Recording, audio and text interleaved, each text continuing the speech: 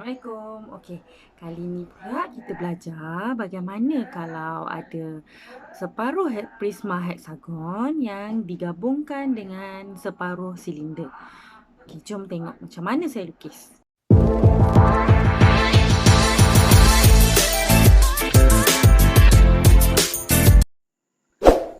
Soalan seterusnya. Okey. Bagaimana pula kalau half silinder digabungkan bersama half prisma heksagon? Okey awak. So, macam kita buat sebelum-sebelum ni, hanya silinder sahaja yang kita bahagikan 30-60 darjah. Prisma heksagon kita tak perlu bahagikan. Kita garis sahaja pada point dia.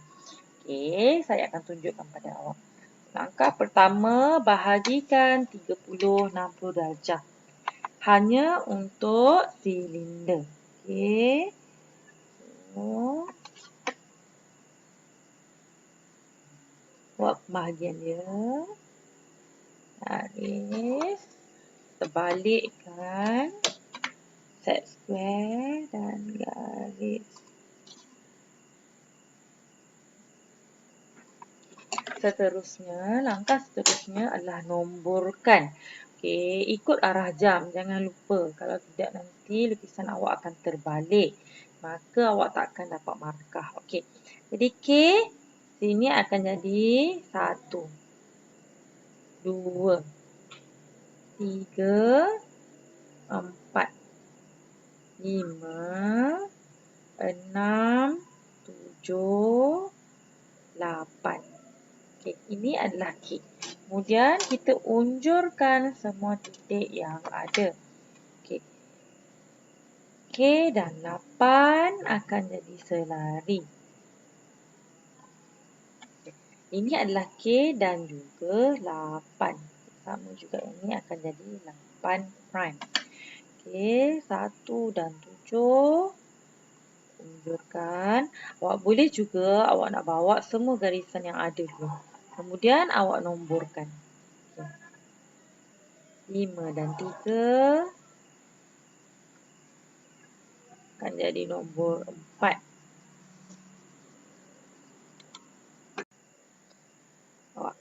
Seterusnya kita nomborkan. Ini adalah nombor 1 dan 7. Ini juga 1 dan 7. Ini juga 1 dan 7. Okey. Ini akan jadi 2 dan 6. Pun 2 dan 6.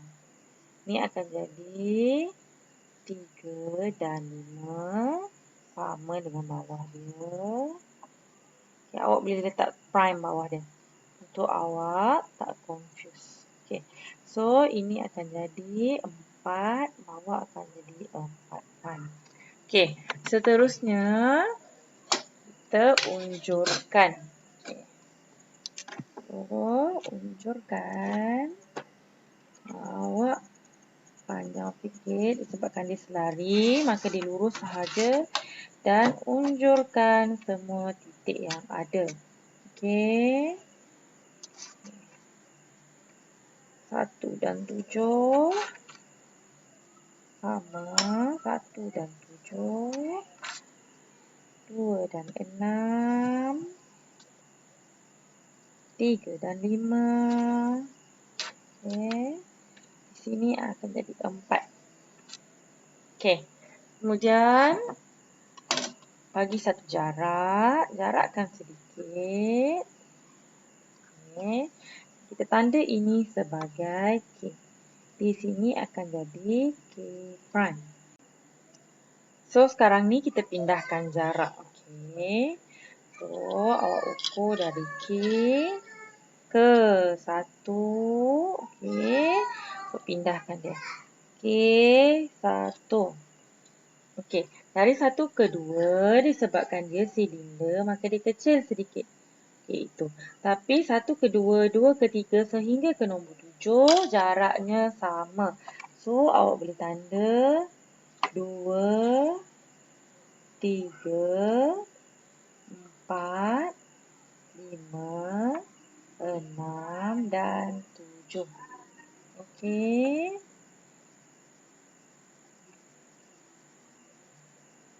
Kemudian ambil semula ukuran 7 ke 8. Okey. Dan pindahkan.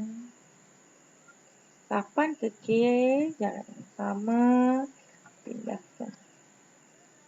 Always remember, dia perlu patah balik ke K. Okay. Kemudian kita boleh garis. Gariskan garisan binaan untuk setiap nombor yang kita dah tanda. Okay. Garis dulu sampai bawah.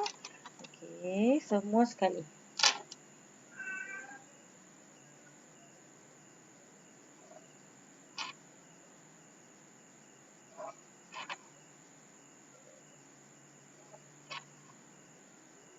Nombor 5. 6. 7. 8 dan K. Okey awak. Kemudian kita boleh tandakan K dan K prime. K dan K prime di sini. Okey. Lepas K pergi nombor 1. Okey, so kita tengok kat sini ada nombor 1. Okey, so kalau awak tengok gambar pada pandangan hadapan, bahagian atas tidak terpotong. Maka dari K patah balik ke K, dia adalah selari.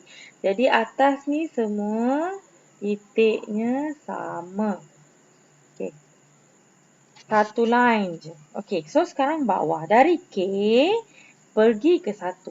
K pergi 1. K pergi 1. Jadi 1 kita duduk sini. Kita bawa dia. Okey, dari 1 turun 1 dulu. Dari 1 turun. Lepas 1 pergi 2. 2 jumpa 3. 3 jumpa 4. 4 jumpa 5. Patah balik sebab dia bentangan. Dia akan berpusing. 4 jumpa 5. 5 jumpa 6. Ikut nombor ya. 6. 6 jumpa 7. 7 di sini. 7 jumpa balik. 7 dulu. Jadi awak kena naik atas dulu. 7 jumpa 7. Okey. Lepas 7 jumpa 7 baru 7 jumpa 8. Okey, 8 di sini jadi pergi sana. Baru 8 jumpa K. Okey, jadi bentuk kita akan jadi, okey, yang mana yang lurus? Untuk garisan lurus, untuk bahagian heksagon ni, garisannya mesti lurus. Jadi dari K ke 1 lurus. Dan lurus. Okey, ini pun sama. Ini pun garisan dari 1 ke 1. Okey, 1 jumpa 1 kat sini. Jadi dia lurus. Okey, kemudian kita boleh sambung yang tengah ni ataupun kita boleh sambung yang hujung pun boleh. Okey, jadi ini yang atas ni straight. Okey, so boleh jadikan dia garisan objek. Garis. Okey, kemudian yang ni K akan jumpa K. Bawah ni akan jadi K prime. Ini akan jadi 8 prime. Okey, jadi garisannya yang ni ada. 8 ke 7 pun adalah heksagon. Maka dia ada garisan lurus juga. Okey. Okey. Dan 7 patah balik 7 kan? Okey. So yang ni pun ada. 7 akan jumpa 7. Okay, ini adalah 7 prime. Okay, awak boleh nomborkan. Awak boleh tak pakai nombor. Terpulang kepada awak. Okay, dan kita boleh buat lengkung ni menggunakan flexible curve ataupun French curve. Kita boleh gunakan flexible curve ataupun French curve. So, awak cari mana titik yang kena. Okey. Kita nak yang bawah ni tidak tajam ya. Dia mesti lengkung yang cantik. Okey. So, kita boleh buat bentuk dia tu. Okey. So, nampak dia lengkung yang cantik. Kita boleh pusingkan arah dia. Supaya dia mengikut.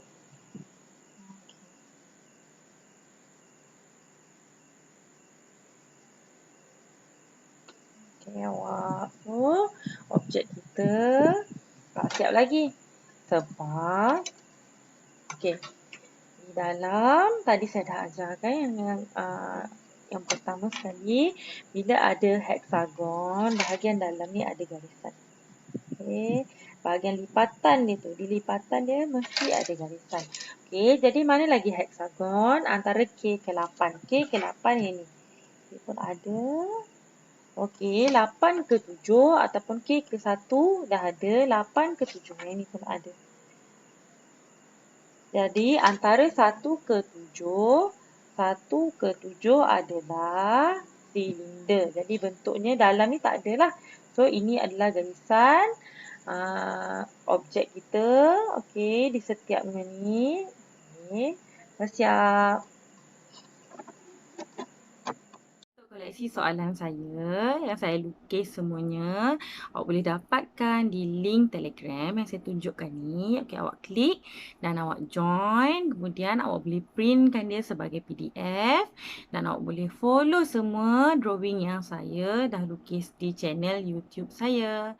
Jangan lupa like, subscribe dan share dengan kawan-kawan awak. Assalamualaikum.